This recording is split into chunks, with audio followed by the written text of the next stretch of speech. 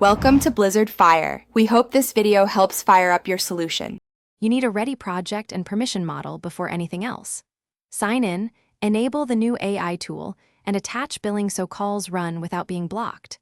Once done, create or select a project and assign IAM roles for developers and service accounts.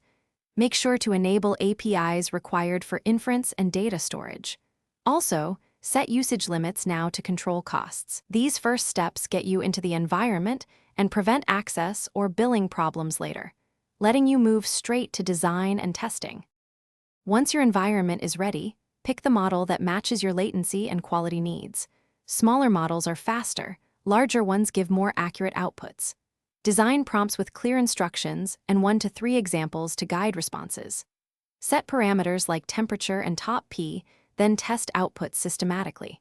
Connect the tool via the SDK or REST API, add exponential retries and logging, and run a sandbox with representative data. Make sure to version prompts and model choices so you can reproduce results.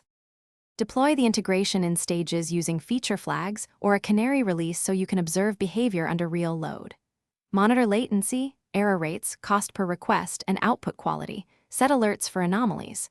Make sure API keys are stored securely and audit logs capture access and changes. If a model drifts or errors spike, roll back the release and switch to a fallback response or cached output. Troubleshooting tip: if responses degrade, reduce temperature and test on deterministic prompts to isolate prompt versus model issues.